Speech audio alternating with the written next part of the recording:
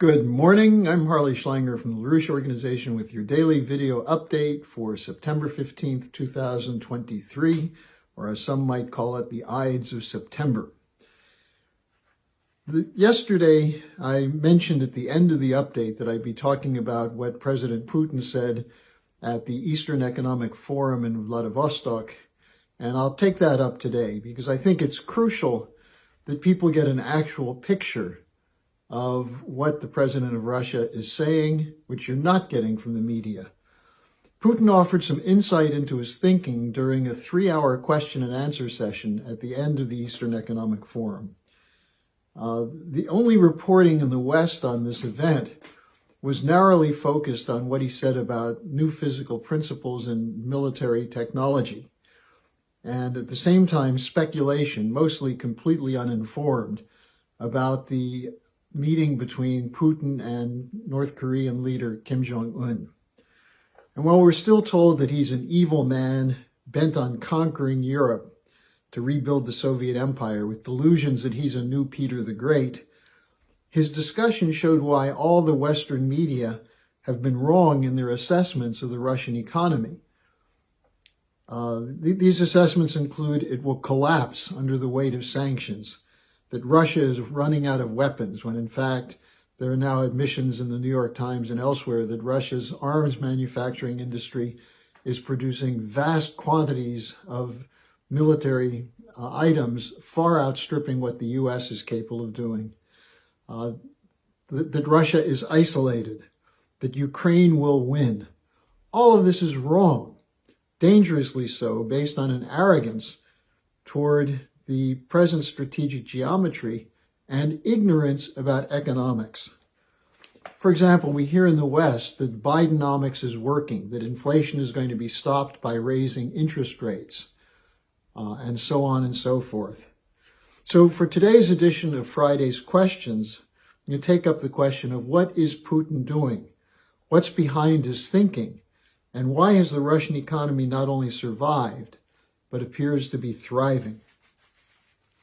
Now, the next time you see some media blowhard pontificating about Putin and the demise of Russia, or some arrogant Western politician, Biden administration spokesman, think tanker, or representative of the military-industrial complex bloviating about the superiority of so-called democracy and the rules-based order, measure them against what you will hear from Putin, because you'll find that they are full of hot air. But more importantly, they're doing it for a purpose, which is to keep you in the dark so that you'll go along willingly with the looting of the world, the destruction of most of the world's economy, including our own economies in the West, without raising a peep. So before you dismiss me as a Putin apologist, realize that I'm presenting things as they actually are, which you're not getting from your mainstream media, not through the fog of war produced by NATO, or as a paid apologist or employee of a corporate cartel. So here's what Putin said and some of the analysis of his comments. At the end of the briefing, the press briefing he gave, he was asked a final question. What is the future of Russia? So in answer to this, Putin gave an explanation of what is the basis of real economic sovereignty. And I want you to listen to his words. He said, quote, "We are the makers of our future. Scientists engage in research and development. Industrialists work in the sphere of material production, agriculture, in the industrial sector, etc. Cultural figures create images to preserve our values, which shape the inner life of every person and each citizen of Russia. All of this taken together will certainly yield a result.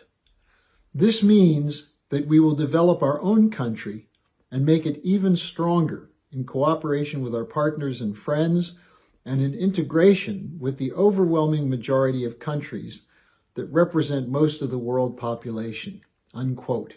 That last point was a reference to the development that's occurring around the BRICS, its expansion, and the fact that more than 40 other countries wish to join the existing 11 members of the BRICS.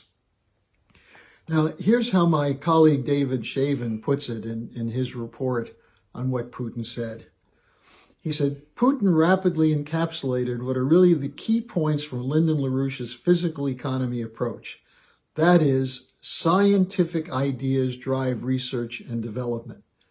It really does start in creative human minds. David continues, the products of that R&D are realized in production, the actual transformation of nature. And artists do something similar with the inner life of mankind, something beautiful, precious, and necessary, so that among other things, the fertile ground is prepared for more scientific ideas. This latter is what Friedrich Schiller famously described as the aesthetic education of mankind, the key for preventing a great moment in history, tragically, from finding a people too little.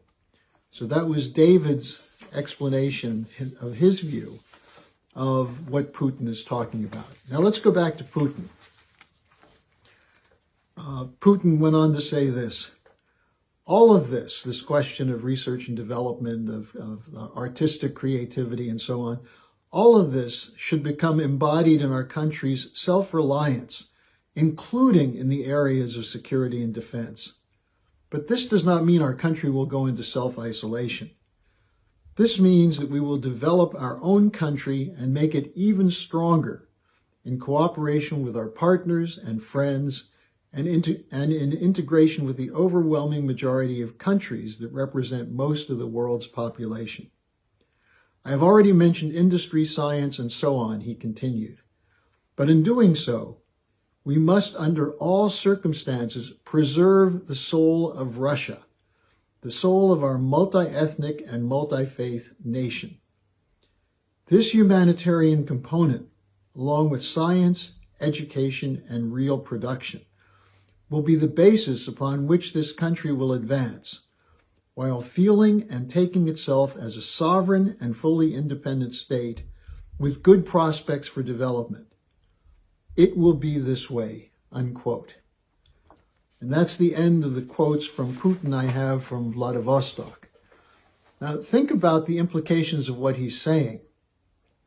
He mentioned the military component, but it's at the end of a discussion of how a nation develops its economy and its people, and in particular, increases its relative population density, which Lyndon LaRouche identified as the key component of any successful economic policy. It's not about money. It's not about compiling huge fortunes. It's about increasing the capacity of man to improve the conditions of all populations and to create the basis for true freedom. That's what Putin is discussing. Now, why is there a special military operation against Ukraine? Well, because Ukraine is being used as a weapon to stop that process in Russia. And we see in the reaction of the West to the consolidation of the BRICS after their South African summit, we see the West reacting to try to stop that process from occurring in other countries. In other words, what we're seeing is the rejection of nations unwilling to subject themselves to the phony rules of the rules-based order, which really are nothing but an excuse for a neo-colonial looting policy, and instead adopting a sound and thoughtful approach about the future, not only of their nation, but acting in mutual benefit with other nations. That's the principle of the Peace of Westphalia, which Helga Zepp-LaRouche has insisted is the only basis of sovereignty. And that's why geopolitics must end, because we cannot have a world in which nations see their goal as pitting themselves against other nations, in a zero-sum world in which our gain is someone else's loss, or someone else's gain, as in the case of China, is our loss. That's the kind of thinking which has engulfed mankind in war after war and into potential chaos. Breaking with that is crucial for the future. And that's what Putin is discussing when he talks about the soul of the nation and developing it through science, through education, through the arts. The LaRouche movement has a 50-year history of fighting for your future, based on separating the truth from self-serving bullshit put out by the corporate cartels who are committed to maintaining their power at your expense. And for a deeper appreciation of this, I would encourage you to watch my weekly dialogue with Helga Zepp-LaRouche that was done yesterday, as she takes up more questions about the present state of current history. The link to that will be in the description section of today's update. Finally, let me say that September 21st is International Peace Day. This is something that was mandated by the United Nations. There will be events all over the world, and the Schiller Institute will be very much involved in helping to shape those events around reality. You can go to our website to find out what else we're doing, schillerinstitute.com, but there will be a demonstration at the United Nations that day. I encourage you to get involved in that and to recognize that the point that Putin's making is that the truly human response at this moment in history is to act for the benefit of the other, which is actually the basis of Christianity and all legitimate world religions. So with that, I'll see you next week. Have a good weekend, and think before you speak. Hello, thanks for watching. Be sure to like, subscribe, and hit the notification bell so you don't miss any of our videos. Support our independence to produce videos like these. Become a member of the LaRouche organization at thelarouche.org/member. By becoming a member for $25 or more, you'll get special access to the EIR Alert Daily Briefing and Weekly Magazine, which is what I read to stay on top of things.